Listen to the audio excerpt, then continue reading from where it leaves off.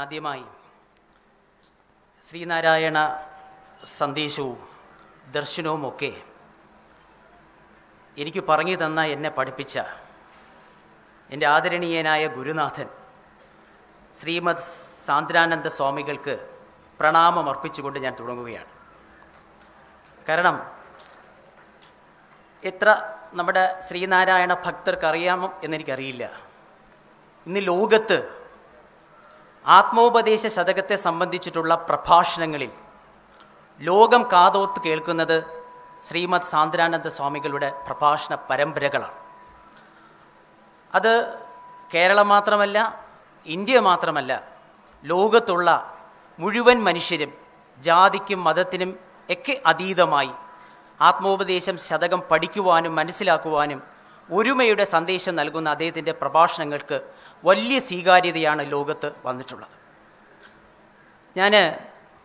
നമ്മളിന്ന് ഈ 138 പ്രതിഷ്ഠ ആഘോഷിക്കുന്ന ഒരു വേള ചരിത്രത്തിൻ്റെ വളരെ സുപ്രധാനമായ ഒരു കാലഘട്ടമാണ്.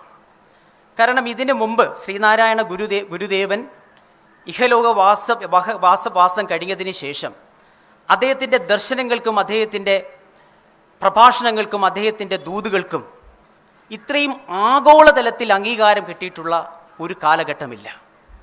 ഇന്ന് നമ്മുടെ ലോകത്തുള്ള കാലുഷ്യത്തിൻ്റെ എത്രമാത്രം വലുതാണ് എന്നൊന്നും പറയുവാനായിട്ട് ഞാൻ ആഗ്രഹിക്കുന്നില്ല.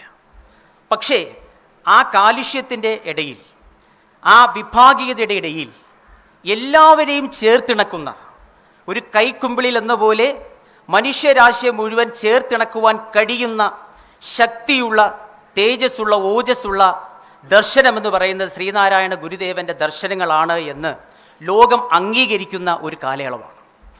നമ്മുടെ ഇന്ത്യയിലെ ലോകത്തിലെ ഏറ്റവും പ്രബലമായ മതവിഭാഗം എന്ന് പറയുന്നത് ക്രിസ്ത്യൻ മതവിഭാഗമാണ്. എണ്ണത്തിൻ്റെ അടിസ്ഥാനത്തിൽ അവരുടെ ക്രിസ്തുവിൻ്റെ പ്രതിപുരുഷൻ എന്ന് പറയുന്നത് മാർപ്പാപ്പയാണ്.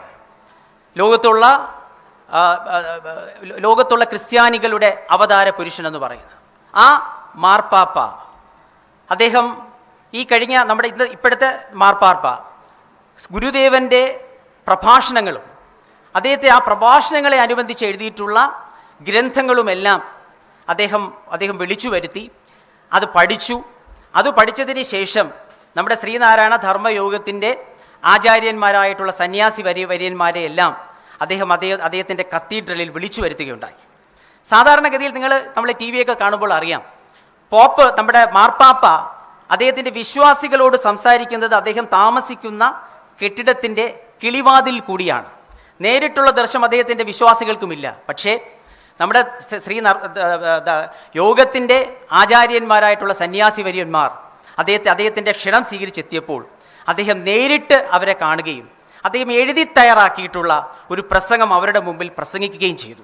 ആ പ്രസംഗത്തിൻ്റെ പ്രസക്തമായ ഭാഗമെന്ന് പറയുന്നത്, ഇന്ന് ലോകത്തിൻ്റെ പ്രശ്നങ്ങൾ പരിഹരിക്കപ്പെടുവാൻ, ഇന്ന് ലോകത്ത് സമാധാനവും സന്തോഷവും പുലരുവാൻ ലോകത്താകമാനമുള്ള ജനം ഹൃദയത്തോട് ചേർത്തു പിടിക്കേണ്ടത് ഗുരുദേവ ദർശനങ്ങളാണ് എന്ന് പറഞ്ഞത് മറ്റാരുമല്ല, നമ്മുടെ ലോകത്തിൻ്റെ മാർപ്പാപ്പയാണ്.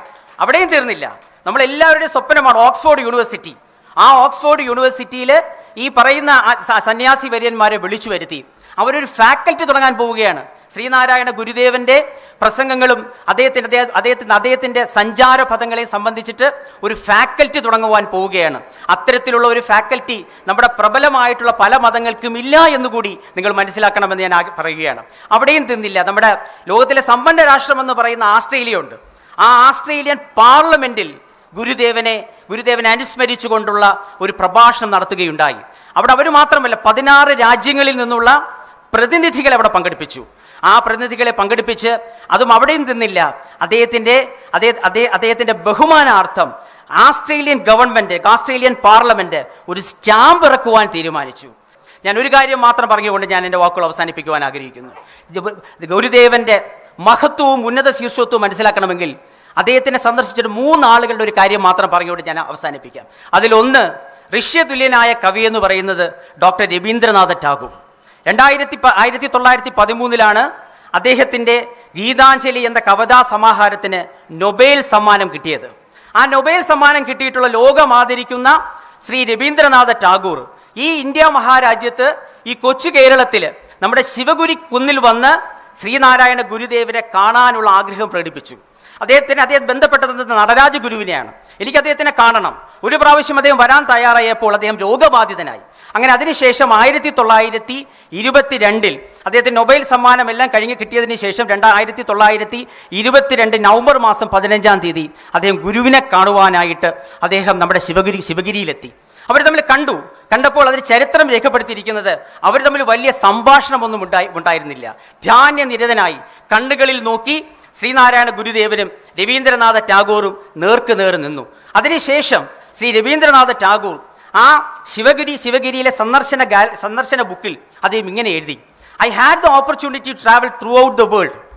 I had the fortune to meet great sanyasis and maharshis. But I frankly admit that I had never seen a person with such spiritual attainment like Narayana Guru of Malayalam.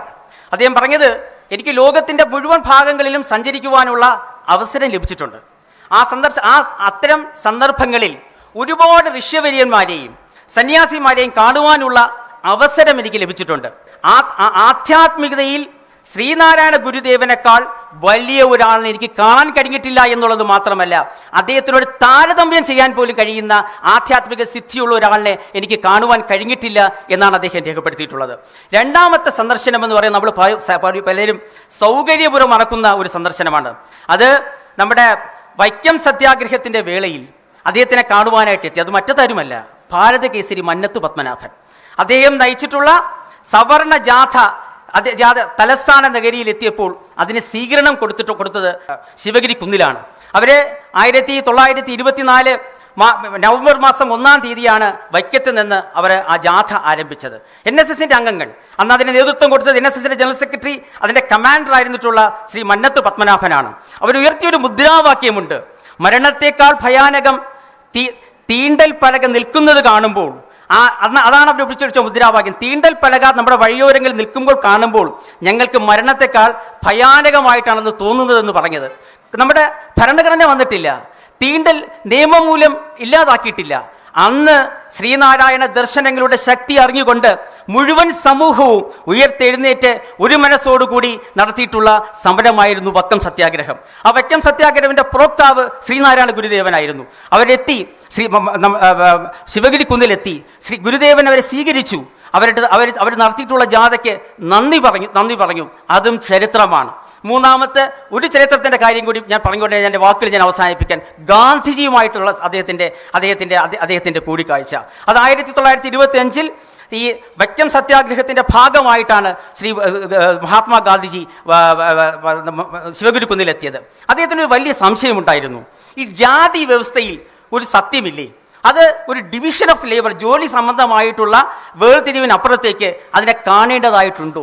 അതുകൊണ്ട് അദ്ദേഹം ആദ്യം ഗുരുദേവനെ കണ്ടപ്പോൾ ചോദിച്ചത്, ഈ നമ്മുടെ ജാതി വ്യവസ്ഥയ്ക്ക് നമ്മുടെ ഹിന്ദു ഗ്രന്ഥങ്ങളിൽ എന്തെങ്കിലും അടിസ്ഥാനമുണ്ടോ?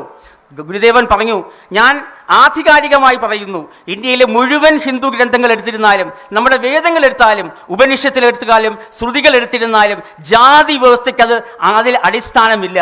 അപ്പോൾ ഗാന്ധിജി തിരിച്ചു ചോദിച്ചു, ഈ മരമുണ്ടല്ലോ, ഈ മരത്തിലെ ഇലകളെല്ലാം വ്യത്യസ്ത രൂപമല്ലേ? അതിന് അദ്ദേഹം പറഞ്ഞൊരു മറുപടിയുണ്ട്, അങ്ങ് ഏതെങ്കിലും ഒരു 2 ഇല എടുത്ത് ഭക്ഷിച്ചു നോക്കൂ, അതിൽ രുചിയിൽ വ്യത്യാസമുണ്ടോ?